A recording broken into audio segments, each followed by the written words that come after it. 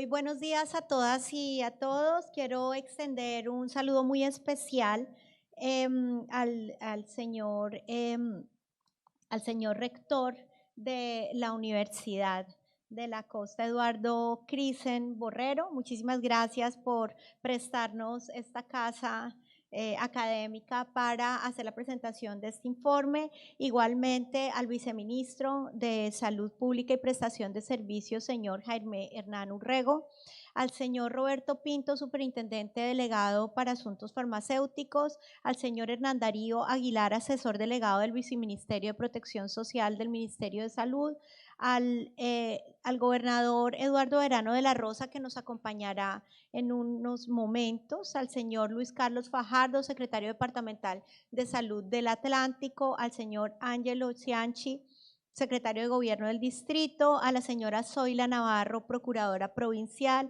a la señora Patricia Ceballos, presidenta del Consejo Seccional de la Judicatura, al señor Carlos Francisco Hernández, presidente ejecutivo de la Asociación de Industrias Farmacéuticas de Colombia, al señor Alejandro Botero, director ejecutivo de la Cámara Farmacéutica de la Asociación Nacional de Empresarios de Colombia, la ANDI, muy especialmente. También quiero saludar a nuestro colega del Ministerio Público, al personero de la ciudad de Barranquilla, que se me perdió. Muy buenas tardes. Buenos días, perdón. Bueno, voy a empezar esta presentación. Es una presentación muy sintética del informe de medicamentos inaccesibles, derechos vulnerados, un análisis con enfoque territorial en Colombia. Esta audiencia busca contribuir a la discusión sobre la importancia de garantizar el derecho a la salud en Colombia de una manera integral, con base en estándares de derechos humanos, con base en, en el fundamento de la acción de la Defensoría del Pueblo, cuál es la promoción de los derechos humanos, su garantía integral, ofreciendo recomendaciones a todos los actores, en este caso el sistema de seguridad en salud, social de salud, para que se pueda atender integralmente este derecho. Este informe es producto de una investigación y es una audiencia defensorial que lo que hace es presentar el resultado de una investigación que se ha hecho con base territorial, con base en la articulación, además no solo el trabajo de la Defensoría del Pueblo, sino de una investigación que se hizo también en el marco de información recabada en la estrategia de los puestos de mando unificado que desarrollamos de manera articulada con el gobierno nacional y con varios actores del sistema y que más adelante podré profundizar al respecto. Esta audiencia tiene una línea marcamos con esta audiencia una línea innovadora en materia de investigación y análisis sobre las problemáticas del sistema de salud. Aunque los datos que se presentarán se concentran en el acceso y la disponibilidad de medicamentos, el informe nos ha permitido identificar las dinámicas más recientes, así como los factores estructurales que explican la actual crisis del sistema de salud. Y esto pues lo hemos podido constatar a través de un seguimiento a lo largo de este año, como lo digo, con base en los puestos de mando unificado, pero también en la investigación propia que hemos podido realizar durante estos meses. Entonces, en primer lugar, pasemos, este es el contenido general del informe. Presentaremos los datos que sustentan la problemática, la estrategia de respuesta a través de los puestos de mando unificado, las alertas en territorios y para las poblaciones más vulnerables y las recomendaciones. Voy a permitirme leer también, devolvámonos, un testimonio que encontramos en el informe de los muchos que recogimos de actores institucionales, pacientes también.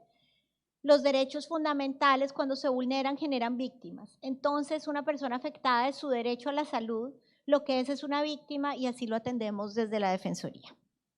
Sigamos. Entonces el primer punto es la problemática de la vulneración de los derechos a la salud.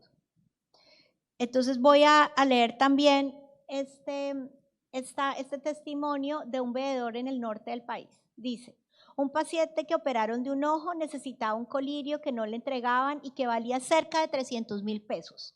El paciente se hizo amigo de otro paciente que operaron el mismo día y que sí pudo comprarlos. Decidieron compartir.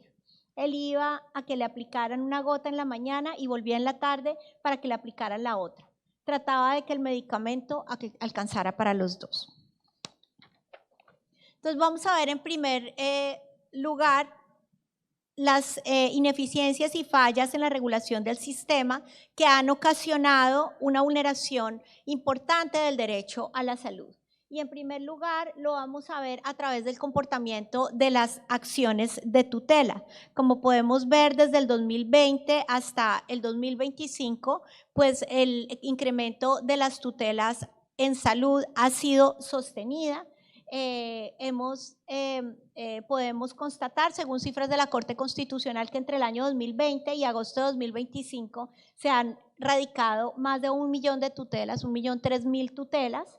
El 33%, casi 34% de las tutelas en todo el país corresponden al derecho a la salud y es el segundo derecho más invocado ante la Corte Constitucional para su protección. Y el 36, casi 37% de las tutelas corresponden a solicitudes relacionadas con la entrega inoportuna o incompleta de medicamentos o insumos.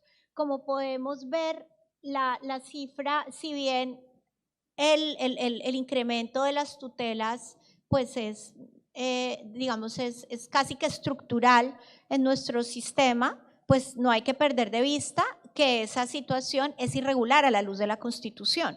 La tutela debiera, digamos, la disminución de las acciones de tutela en el marco del ejercicio de un derecho es una muestra de la mejora del servicio a la luz de los estándares constitucionales. Por eso este indicador es tan importante. Entonces tenemos que en el año 2022 se presentaron 156.357 tutelas y si la tendencia sigue como ha corrido en el año 2025, terminaremos con alrededor de 314.000, casi 315.000 tutelas este año, lo cual pues implica casi el doble de las tutelas que teníamos en el año 2022, pero también pues muchas más que las del año 2020.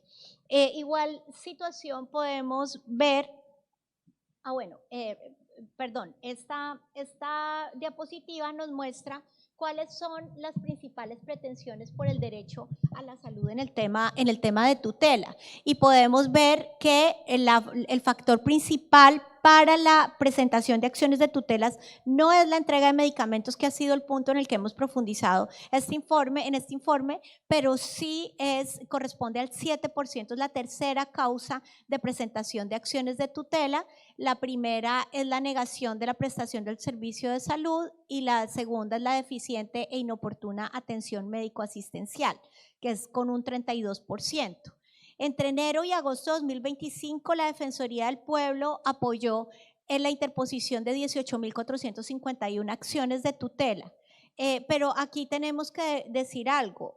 Dentro de la Defensoría del Pueblo tenemos una política y es que, pues no es una política, esa es la acción de tutela. La acción de tutela es un mecanismo subsidiario, es decir, que solo procede en aquellos casos en que no ha sido posible resolverlo de otra manera. Entonces no es que a la Defensoría del Pueblo llegue una persona diciéndote un problema de medicamento y nos vamos directamente a la acción de tutela, sino lo que hacemos es tratar de gestionarlo primero administrativamente, y la gestión además de la Defensoría del Pueblo puede ser inclusive en algunos momentos intensa, porque vamos hasta la EPS, la IPS, pedimos, solicitamos, llamamos, etcétera, y solo cuando realmente vemos que a través de la gestión directa no se puede atender una reclamación de salud, pues nos vemos en la obligación de acceder a la acción de tutela.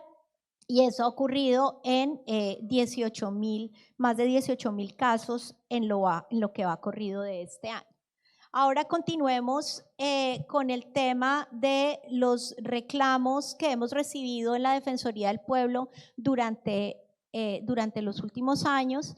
Y también vemos que hay un incremento entre el 2022 y agosto de 2025 hemos recibido 107,000 casos en la Defensoría del Pueblo. Ahí se puede ver cómo no todos los casos que recibimos los llevamos a la acción de tutela, porque solo 18,000 de ellos pues se traducen, digamos, de parte de la Defensoría del Pueblo en una acción de tutela. Tratamos de gestionarlos de manera diferente. El 21% de los casos de tutela se debían a temas relacionados con la oportunidad y entrega completa de medicamentos.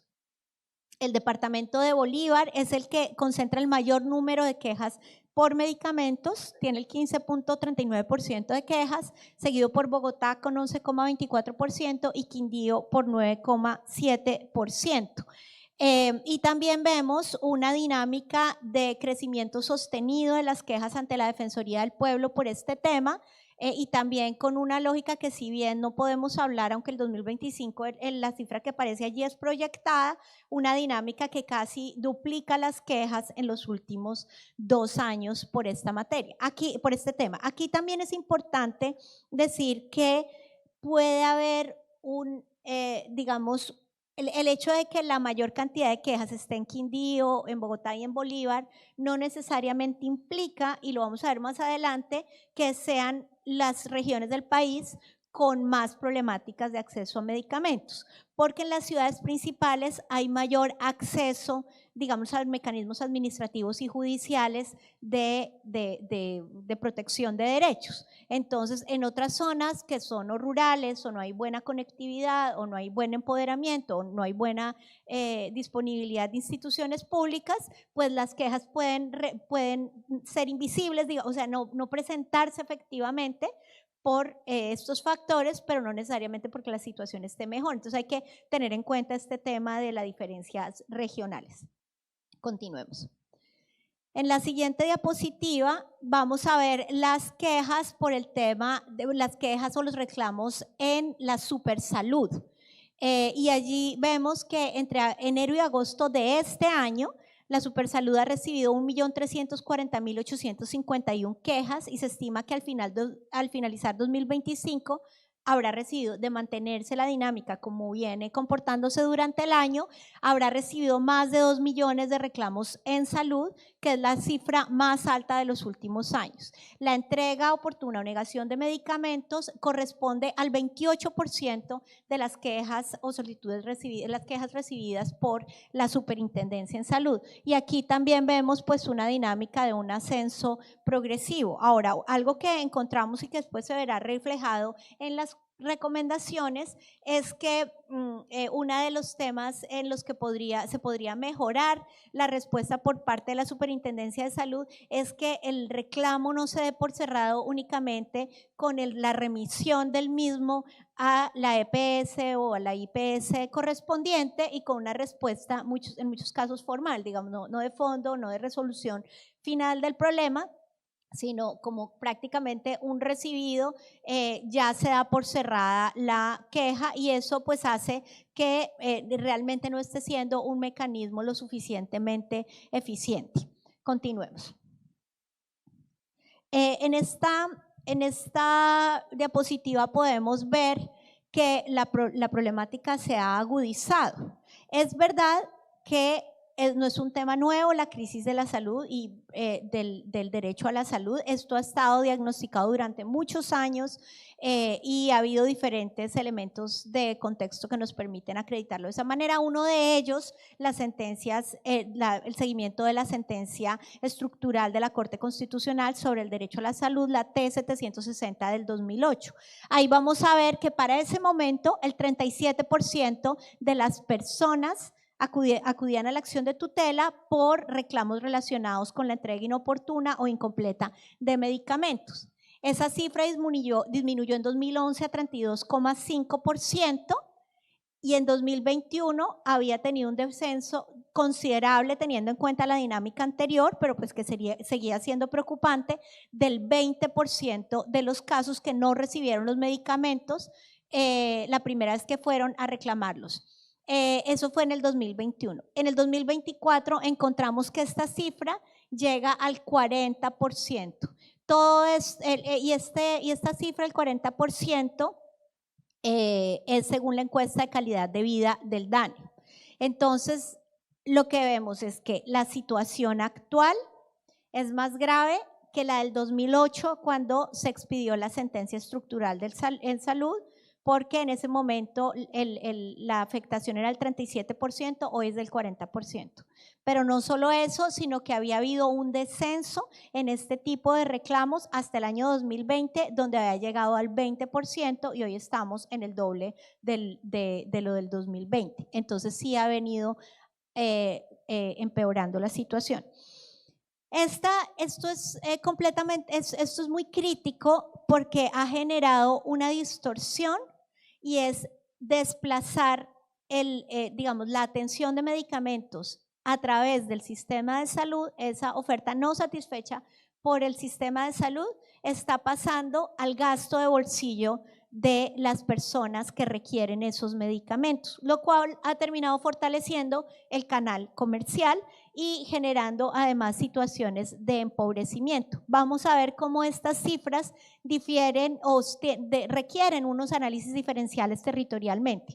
Según el estudio de pobreza multidimensional del DANE, el aumento de gasto directo en salud por parte de los hogares fue del 2019 estaba en 15.8% y en 2024 en 17.2%. Entonces es un aumento, digamos, de 2 puntos porcentuales, que no es tan significativo, pero que es importante, pero como vamos a ver más adelante, como decía, tiene unos impactos diferenciales según el territorio. En Guaviare, Arauca y Putumayo, este gasto supera el 25% de los ingresos según la propia encuesta del DANE. Entonces ahí vemos los porcentajes en donde más se afecta, donde más se traslada, digamos, al gasto de bolsillo, porque los hogares de sus propios recursos deben incurrir en gastos de salud. Estas cifras reflejan 3 grandes problemas. De una parte, la permanencia de larga data de problemas de accesibilidad y disponibilidad de medicamentos. Como digo, esta situación no es nueva. Segundo, que algo está ocurriendo en la cadena logística, donde están involucrados los laboratorios farmacéuticos, las EPS, las IPS, los gestores farmacéuticos y los operadores logísticos, y que esas tensiones y esos en la cadena logística está también generando un impacto, creemos no deseado, como lo recoge el informe, en la discusión sobre la necesidad de una reforma a la salud. Es decir, que se polariza el debate en torno a esta situación y eso termina bloqueando o dificultando un debate honesto y centrado en los derechos de la gente sobre la necesidad de una reforma a la salud. Y eso va a ser una de nuestras recomendaciones. La Defensoría del Pueblo ha insistido en la importancia y la necesidad de una reforma a la salud.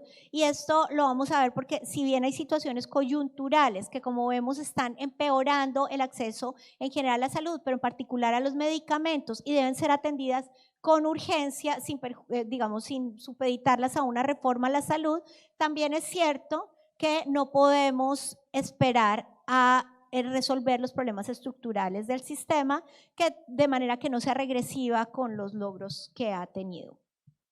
Aquí vemos cuáles son los factores estructurales y coyunturales que identificamos para el debate sobre esta situación.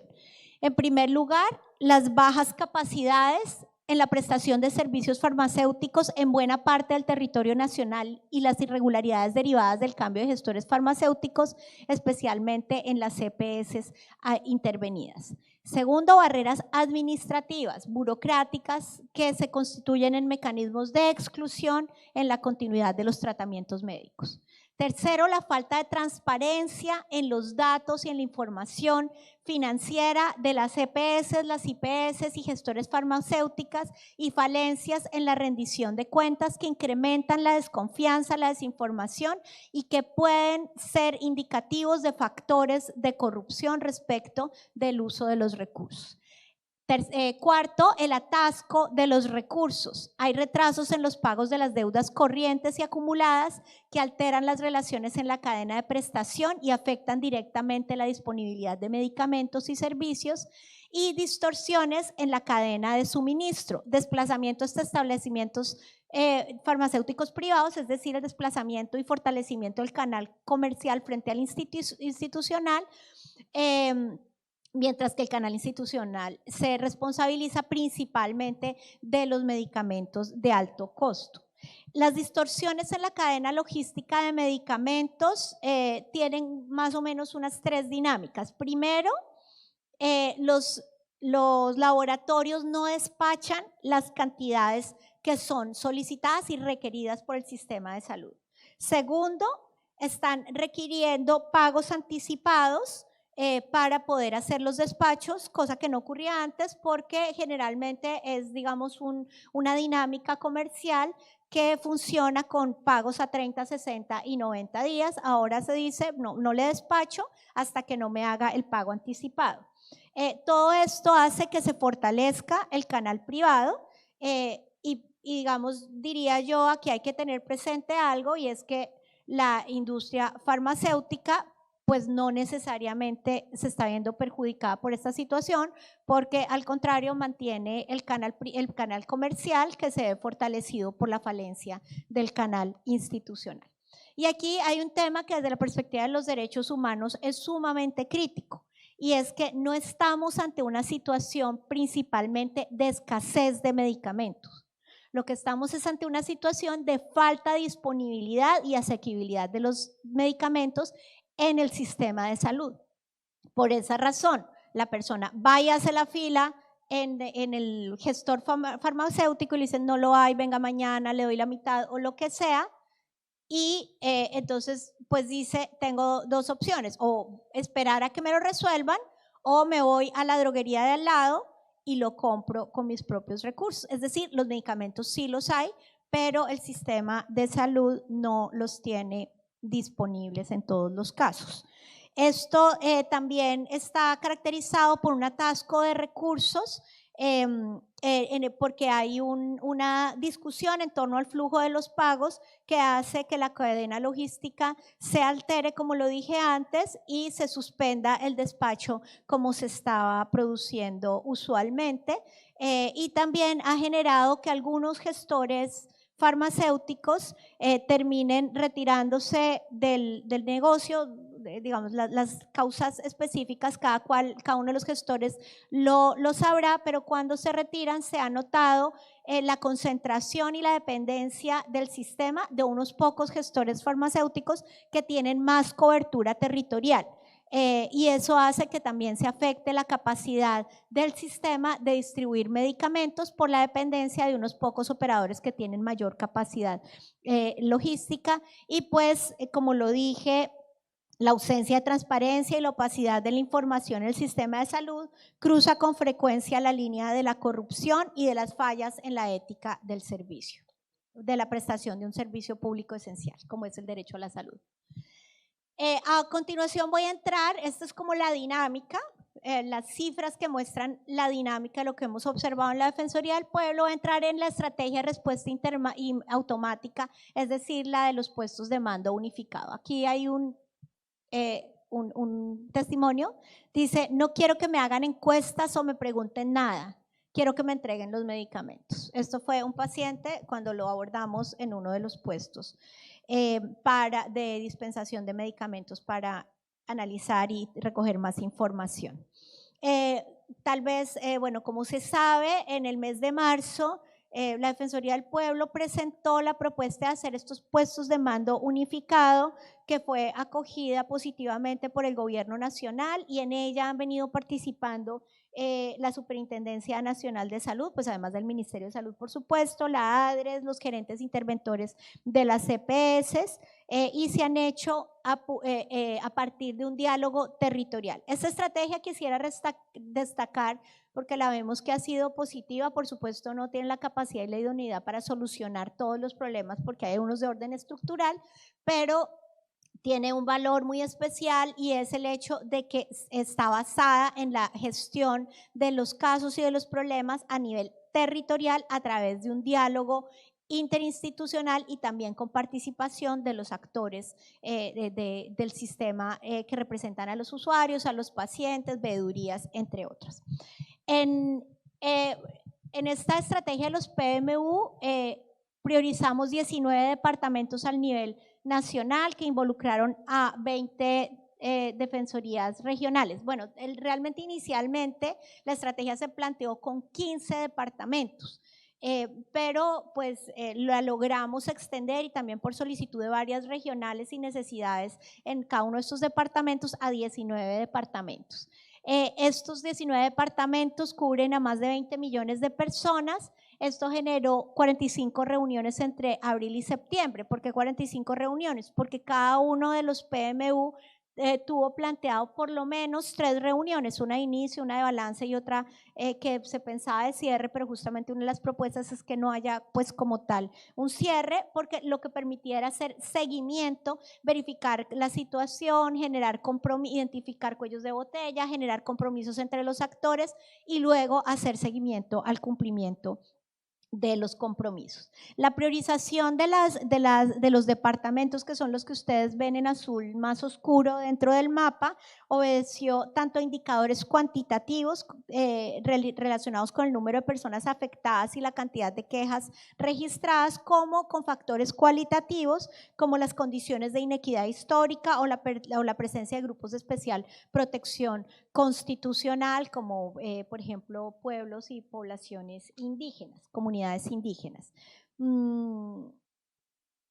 Bueno, este es el árbol de problemas que quienes participaron en los talleres previos pues saben que se expuso muy en detalle, pero lo que quisimos fue a través de la investigación poder realmente ver dónde estaban como los asuntos centrales y cuáles deberían ser de esa manera la forma de identificar las recomendaciones más pertinentes para superar estas problemáticas. Entonces vemos aquí unas causas indirectas donde están las debilidades de la inspección y vigilancia y control de los órganos principalmente de la superintendencia, el atasco de recursos, endeudamiento, que ya lo mencioné, la falta de información y transparencia y rendición de cuentas, que también la mencioné, y que está, digamos, en parte, diría yo, como se usa de justificación o tal vez de excusa, la ambigüedad jurídica sobre el uso de los recursos parafiscales y su carácter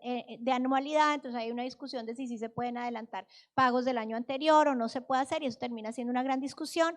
La ausencia de capacidades territoriales y regulación antimonopolio que impida que el sistema termine dependiendo de unos pocos gestores farmacéuticos también, como mencioné. Estas causas indirectas derivan en unas causas más directas, como la demanda insatisfecha de medicamentos, la desigualdad territorial, cambios en las condiciones comerciales del mercado farmacéutico y los actores del sistema, alteración y distorsión de la cadena logística y de la prestación de servicios, alta concentración en la dispensación y monopolio en medicamentos de alto costo, lo cual conlleva al problema central, que es la vulneración generalizada del acceso a medicamentos como parte del derecho a la salud, y tiene unas consecuencias de deterioro institucional y del modelo de provisión de medicamentos, impactos económicos y sociales e impactos sobre la gestión institucional del sistema. Sigamos.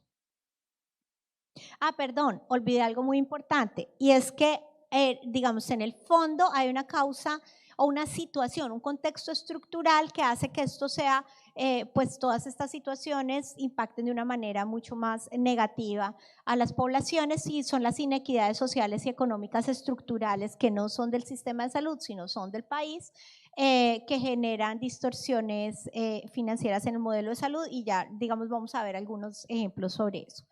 En la siguiente vemos el mapa de actores, que aquí tenemos una ilustración bastante sugestiva, que es como una constelación de actores en la que los actores se mueven como planetas en su órbita propia, como en un sistema solar, pero no necesariamente con interacción, sino de manera fragmentada y teórica, es decir, cada uno como en su línea, yo estoy haciendo esto y el otro está haciendo lo otro, pero no necesariamente interactúan de una manera positiva que redunde en la solución de las problemáticas.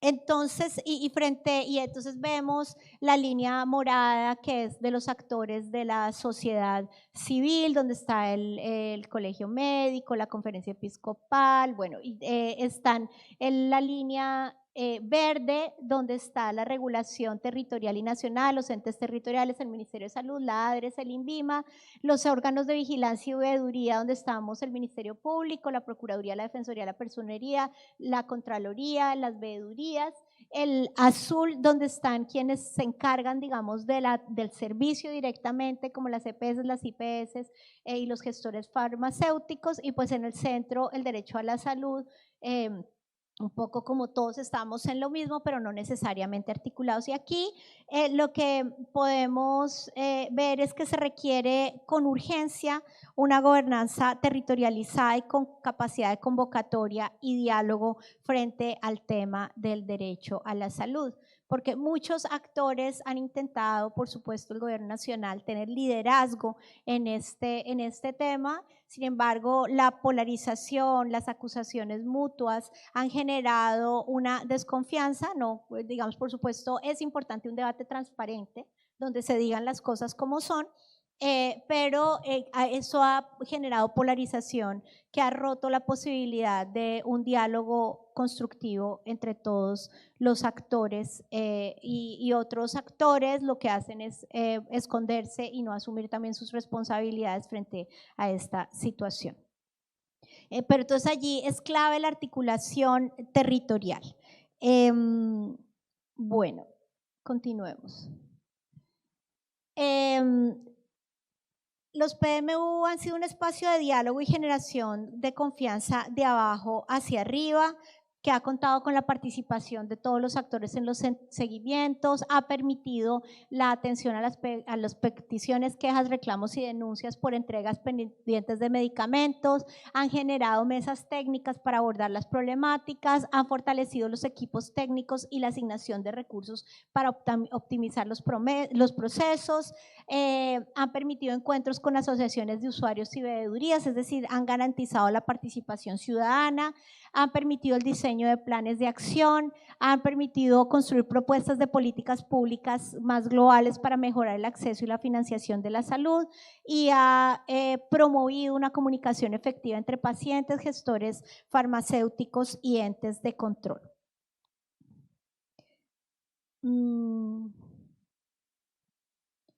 Tal vez aquí un dato importante es que las PMU han tenido un impacto resolutivo en muchos de los casos y que, como decía, pues si la tutela es o es más bien un síntoma de las anormalidades del sistema, pues lo ideal sería establecer mecanismos de solución y que sean resolutivos de los casos sin necesidad de acudir al sistema judicial. Hemos visto que alrededor del 50% de los casos han tenido una solución efectiva en el marco de los puestos de mando unificados. Continuamos. En esta diapositiva encontramos cuáles son los gestores farmacéuticos con los que cuenta en general el sistema de salud, el número de departamentos en los que hacen presencia y el número de las EPS con las que están asociados como dispensadores de medicamentos. Y allí vamos a ver que hay unos gestores farmacéuticos muy grandes que concentran, pues digamos, mucho del despliegue en el territorio nacional.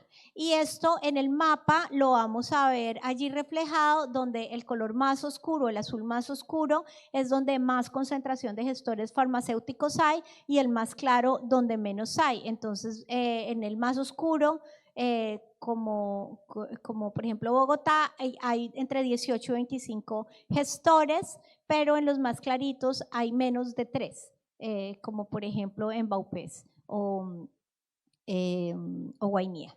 La dispensación de medicamentos pasó de una concentración de pocos gestores farmacéuticos a una dispersión de más de 20 en todo el territorio con capacidades distintas. Entonces, lo que les decía, había unos gestores que tenían, digamos, un fuerte control de la dispensación de medicamentos, pero que en la medida en que se han puesto límites o ellos han decidido no participar activamente, o por lo menos en ciertas regiones, lo que se ha visto es que pues, se ha tenido que acudir a otros gestores que de pronto no tienen el mismo despliegue. Esto es algo negativo, digamos, la dependencia de unos pocos gestores con una fuerte capacidad operativa, pero pues que al momento de reemplazarse generan alteraciones en el sistema.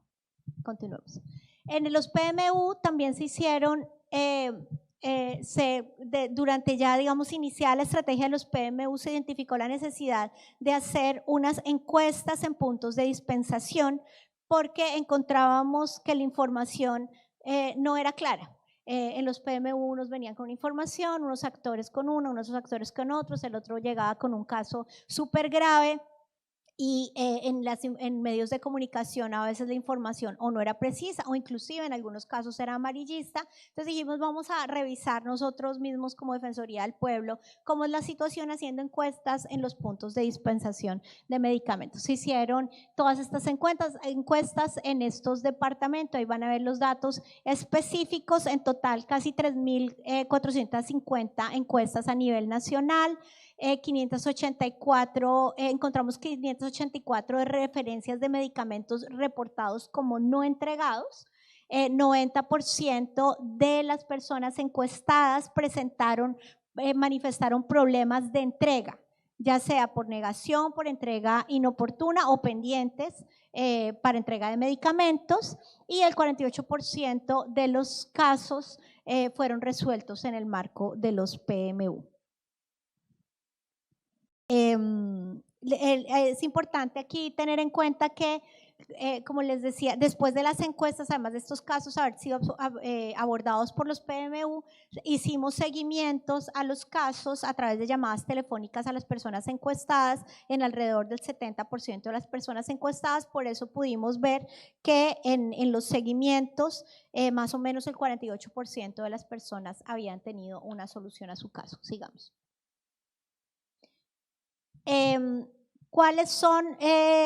O sea, en la encuesta indagamos sobre los medicamentos faltantes, el tiempo de espera, la cantidad de medicamentos y aparición de síntomas. Y entonces allí encontramos varios temas. Pues uno, ¿cuáles son, digamos, los medicamentos o el tipo de enfermedades a las que buscan, digamos, atender los medicamentos? O más bien, ¿cuáles son los medicamentos sobre los cuales había problemas según el tipo de enfermedad que pretendían atender? Y la principal es enfermedades cardiovasculares y la segunda es diabetes. Y vemos que con un porcentaje pues importante está, aunque en último lugar, el tema de salud mental, y vamos a hacer una profundización sobre este tema. Los principales síntomas manifestados por los pacientes tras la no entrega de los medicamentos era el 37.5% dijeron tener síntomas generales, el 16% síntomas cardiovasculares, el 13% alteración en la salud mental y neurológica y el 7% síntomas relacionados con la diabetes.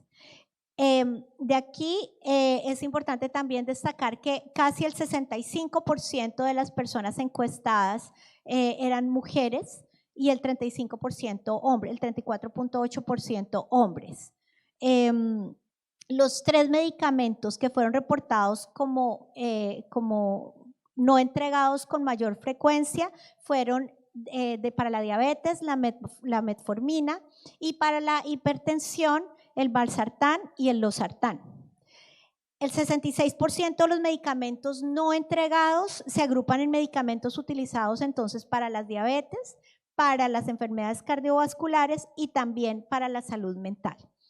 En la gran mayoría de los casos Los faltantes se reportan de 1 a 3 medicamentos, pero vamos a ver que hay personas que les afectaron, digamos, tener una fórmula más completa o varias fórmulas y hubo negación, digamos, de varios medicamentos, lo cual pudo haber tenido un impacto más importante y más negativo en su derecho a la salud.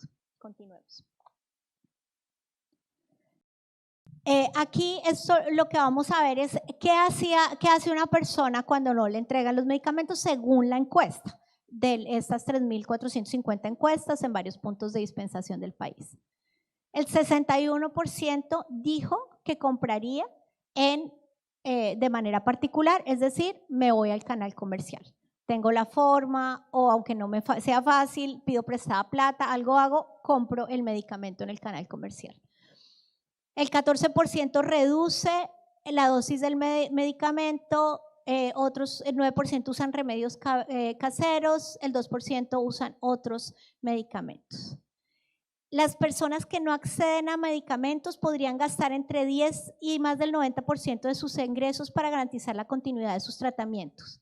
Y esto genera un impacto territorial. Ya vimos la información de la encuesta del DANE sobre los gastos personales, de ingresos personales que se dedican al tema de salud, que están alrededor del 17% según el DANE.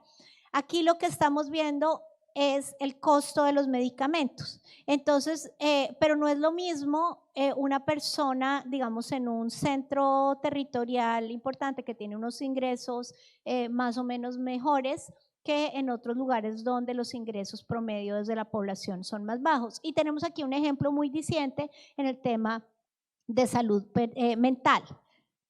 La quetiapina, que es para el trastorno bipolar, la depresión mayor y otras situaciones, puede representar el 143% de los gastos de los ingresos mensuales de una persona en Bichada, el 70% en el Chocó, el 33% en el Guaviare y mucho menos en Bogotá. En Bogotá estimamos que tendría que invertir el 17% de sus ingresos. Entonces el 17% es alto, pero en determinadas condiciones puede ser manejable. Pero vemos que en Bichada, pues definitivamente es inviable hacerlo de los propios recursos porque requeriría casi el 1.5% de los ingresos para poder únicamente cubrir el medicamento. Y esto es especialmente grave porque según la OMS, un paciente no debería destinar más de un 3.3% de su ingreso mensual para la compra de medicamentos. Entonces vemos que inclusive el más bajo, como digamos si tomamos el tema de Bogotá, pues es mucho más alto que el recomendado por la OMS. Sigamos.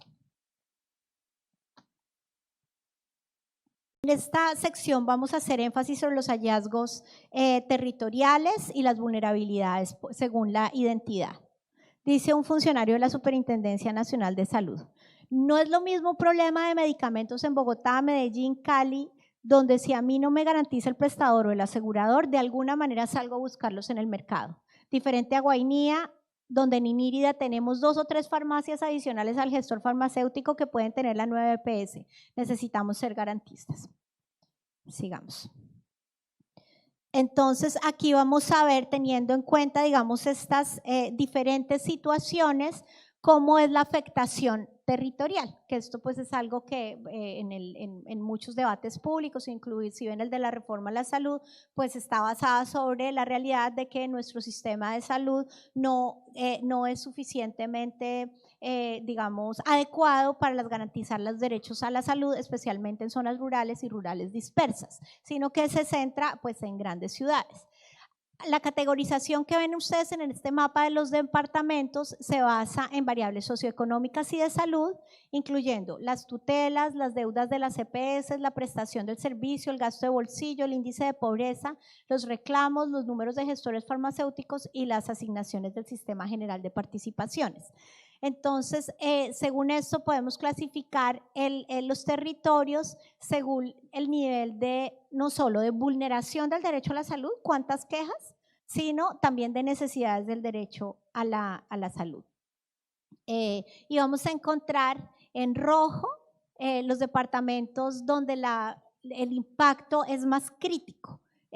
Allí está Bichada, Guainía, Chocó, San Andrés y Providencia.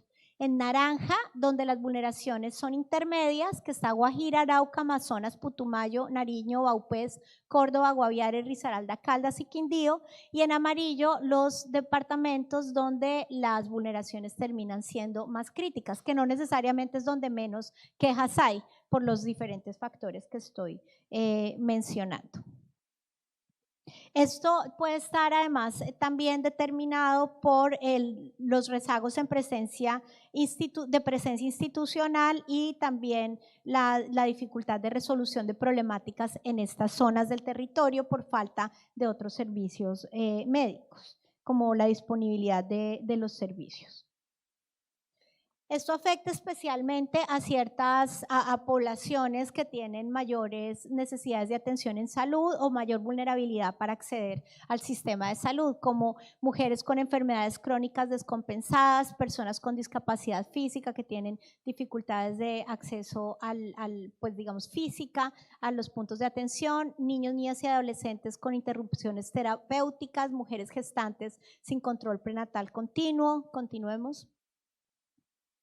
Personas con diagnósticos en salud mental sin continuidad farmacológica o psiquiátrica, pacientes oncológicos en quimioterapia, radioterapia o con interrupciones, personas indígenas rurales con barreras geográficas y culturales y personas migrantes en constante movilidad. Para todas estas poblaciones pues van a enfrentar además unas barreras adicionales. Por último, quiero entrar a las recomendaciones.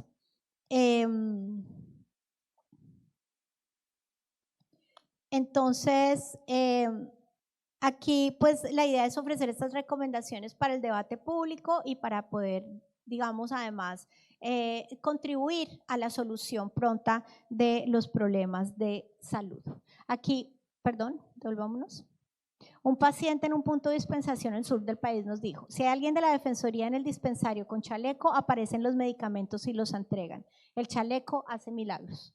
Eso no es por hacernos promoción institucional, eso realmente no es bueno, porque no debería ser necesaria la presencia, igual que no debería ser necesaria la tutela para acceder a un medicamento.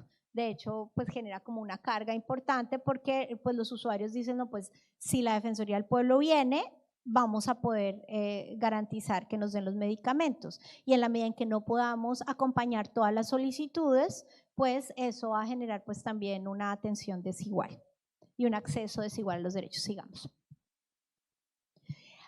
Entonces, en primer lugar, las recomendaciones sobre aspectos coyunturales dirigidas al Ministerio de Salud.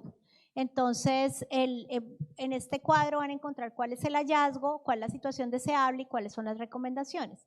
El primer hallazgo es la falta de entrega de medicamentos indispensables para la salud de las personas. Y la situación deseable es que hayan unas estrategias de respuesta rápida e institucional con medidas orientadas a mejorar la prestación cotidiana de los servicios con estrategias diferenciadas. Las recomendaciones es hacer verificaciones como las que hemos hecho a través de la encuesta, pero de una manera, digamos, más generalizada en todo el territorio, en los puntos de dispensación para tener una mejor información sobre lo que le está pasando, digamos, a los usuarios del sistema de salud en la entrega de medicamentos. La gestión y resolución de casos en función de su criticidad, priorizar aquellos que puedan tener un impacto más determinante en la garantía del derecho a la vida o de la vida digna y que no haya un deterioro importante en la salud, y disminuir las cargas administrativas y burocráticas sobre los usuarios, que realmente es muy importante porque a veces pues creo que todos además de quienes somos funcionarios, interesados, participamos en el tema, hemos sido usuarios del sistema de salud y sabe uno que es también el tema de la orden, lleve, la traiga, la que la negaron, que la no sé qué. Entonces como toda esa burocracia que al final digamos no permite una solución rápida. El segundo hallazgo son las dudas que no han sido resueltas e incluso no son reconocidas por los propios actores del sistema. Y la situación deseable, deudas, perdón, no las dudas, sino las deudas que no han sido resueltas.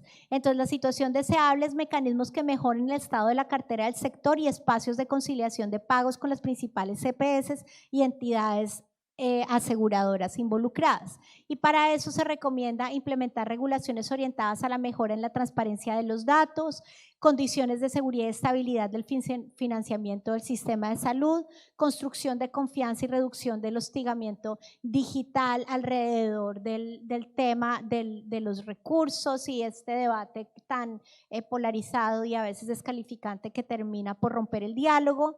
Que la información de la ADRES esté disponible en tiempo real en cuanto a las aseguradoras en relación con los pagos corrientes y acumulados, y fortalecer los mecanismos de regulación y vigilancia. Ante el hallazgo de ausencia de capacidades territoriales para la dispensación de medicamentos, se propone la situación de ICEABLE es una estrategia de coordinación de los sectores público y privado y las autoridades locales. Y esto nos lleva a recomendar que haya una disponibilidad completa y oportuna de medicamentos para garantizar la atención primaria integral y modelos de entrega de medicamentos ecosostenibles con enfoque territorial y logístico. El cuarto hallazgo es el deterioro sobre la calidad de vida de pacientes con enfermedades catastróficas y de alto costo y sus cuidadores. La situación deseable es un plan integral de atención y provisión de medicamentos de alto costo y para ese fin recomendamos la evaluación de mecanismos de remuneración y financiamiento de medicamentos. Esta es una recomendación importante y es que se pueda establecer un mecanismo de reembolso de los medicamentos que no fueron surtidos por el sistema de salud a los usuarios que tuvieron que acudir a costos directos a través de un sistema de reembolso. Atención especializada en redes integradas e integrales con enfoque de atención digna y protección y reconocimiento en el marco del COMPES 4143 sobre el cuidado, porque aquí también pues hay un asunto importante del derecho al cuidado de las personas que son pacientes, pero también de sus cuidadoras que tienen que hacerse cargo de todos estos procesos. A las entidades territoriales y a las organizaciones algunas recomendaciones sobre los aspectos coyunturales. El primer hallazgo son las debilidades en la disponibilidad, fiabilidad y validación de datos de todo el sistema, ya lo hemos dicho. La situación deseable es alimentar un modelo único de información e incrementar la transparencia, y las recomendaciones es integrar de manera periódica las diferentes fuentes de datos, diferenciar las categorías de entrega, falta de entrega, disponibilidad, escasez y desabastecimiento de medicamentos, relacionar la infraestructura disponible en las redes de prestadores y gestores farmacéuticos y orientar decisiones correctivas inmediatas, incluyendo alertas tempranas y estimaciones de demanda para mejorar el flujo de información, identificar los vacíos y los posibles cuellos de botella. Y respecto del hallazgo, el otro hallazgo es brechas a nivel territorial de capacidades logísticas, infraestructura de transporte y almacenamiento. La situación deseable es que hayan soluciones diferenciales y sostenibles que respondan a las realidades locales y fortalezcan el acceso equitativo. En las recomendaciones sugerimos el establecimiento que se defina una lista de medicamentos que sean indispensables en la atención primaria integral, teniendo en cuenta las particularidades y necesidades en salud de cada territorio, e integrar la cadena logística de medicamentos con las estrategias de atención primaria y el modelo preventivo y territorial implementado por el gobierno nacional para así suplir la falta de disponibilidad de medicamentos. En la siguiente tenemos las recomendaciones a la Supersalud y a los organismos de control en aspectos coyunturales. El primer hallazgo es que persisten inequidades sociales y económicas estructurales, así como distorsiones financieras. En cuanto a esto, la situación deseable es la caracterización integral entre la Superintendencia de Salud y el Ministerio Público, es decir, la Procuraduría, las Personerías y la Defensoría del Pueblo. Las recomendaciones sería definir los actores y flujos habituales de la cadena logística, establecer las particularidades territoriales, la ruralidad y los desafíos geográficos que inciden en la distribución, y establecer, sobre todo, que es lo más importante, mecanismos para la toma de decisiones que permitan solucionar estos impactos territorialmente. El segundo hallazgo son las debilidades en inspección y vigilancia, que requieren mejoras y establecimiento de acciones. La situación deseable es la mejora y establecimiento de acciones de seguimiento de carácter descentralizado por parte de los entes territoriales. Ya mencioné cómo el seguimiento por parte de la Superintendencia de Salud es importante, es fundamental fortalecerlo, pero también es insuficiente. Entonces se sugieren mecanismos de vigilancia directa por secretarías, personerías y veedurías y otros organismos de control y organizaciones, y una alta presencia territorial en las actividades de inspección para que se integre la información y haya contraste.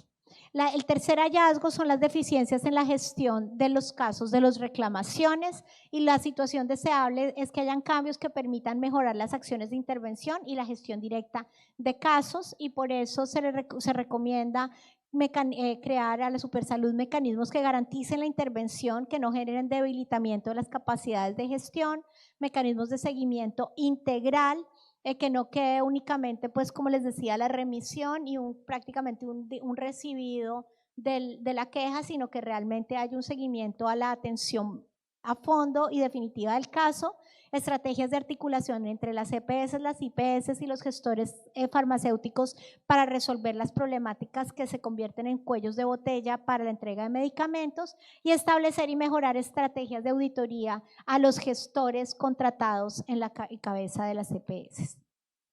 Por último, hay un grupo de recomendaciones estructurales, porque como dijimos, esta crisis rebasa las capacidades de una respuesta coyuntural, y es necesario hacer una reforma al sistema de salud que, si bien preserve aquellos aspectos positivos en los que haya fortaleza institucional, modifique aquellos estructurales que siguen siendo un impedimento para la garantía igualitaria del derecho a la salud en todo el país y para todas las personas. Entonces, en ese sentido, recomendamos una reforma a la salud que tenga como principios poner el centro el derecho a la salud y la dignidad de las personas, garantizar suficiencia presupuestaria y acceso igualitario y sin discriminación, y que haya un plan de transición con anticipación de cuellos de botella y respuesta interinstitucional, es decir, que la transición no vaya a ser traumática o generar desmejoras inmediatas en el acceso al derecho a la salud.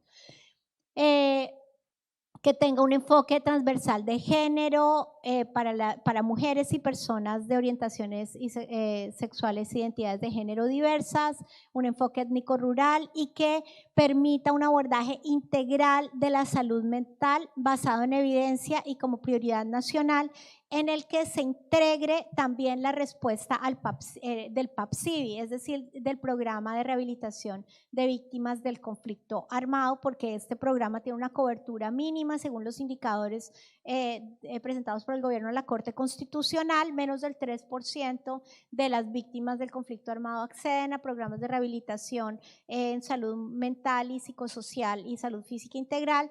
Entonces es importante, teniendo en cuenta que son más de 10 millones de víctimas, que esto se integre en la respuesta al sistema de salud.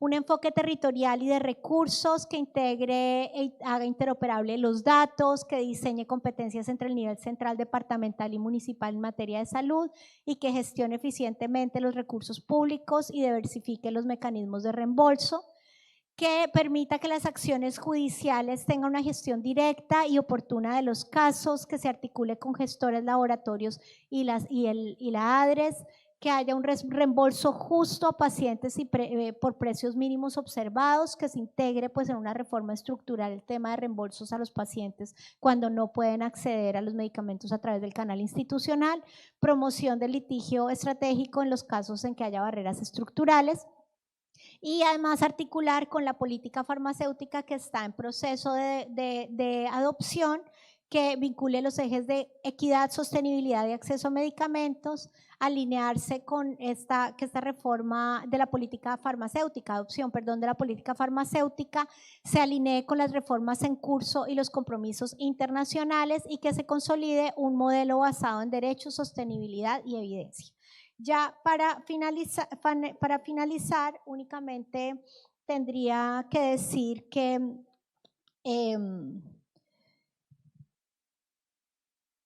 pues que este diagnóstico se ha realizado, como hemos dicho, en aras de contribuir al debate fortalecer la articulación interinstitucional y poder buscar soluciones conjuntas que permitan garantizar el derecho a la salud de las personas. Entonces es un instrumento más de diagnóstico para poder avanzar. Es importante tener en cuenta que debemos superar la problemática a través de un diálogo constructivo que impida unas descalificaciones tan negativas que terminen por hacer inviable el diálogo, generen más desconfianza y rupturas al interior del sistema que finalmente están estando en cabeza o están llevando principalmente los pacientes.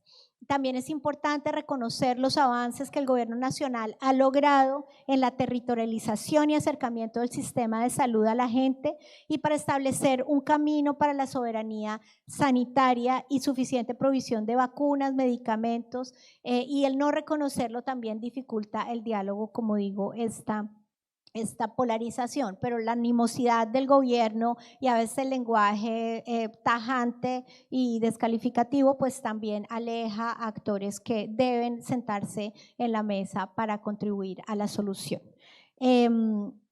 Los privados también tienen unas responsabilidades importantes dentro del sistema de salud, teniendo en cuenta que nuestro diseño constitucional es un diseño de Estado social de derecho, donde las empresas privadas están sometidas a unos límites relacionados en su actuación con los derechos humanos y más recientemente por el Marco Internacional de Empresa y Derechos Humanos, que establece que no todo puede estar guiado por los fines privados empresariales, sino que también deben haber regulaciones razonables que limiten, que puedan llegar a limitar la libertad de empresa siempre que sea necesario para garantizar los derechos humanos. Esto es muy importante si se tiene en cuenta que hay actores privados que participan en el sistema de salud y que tienen un rol determinante y también están sometidos a límites y a obligaciones.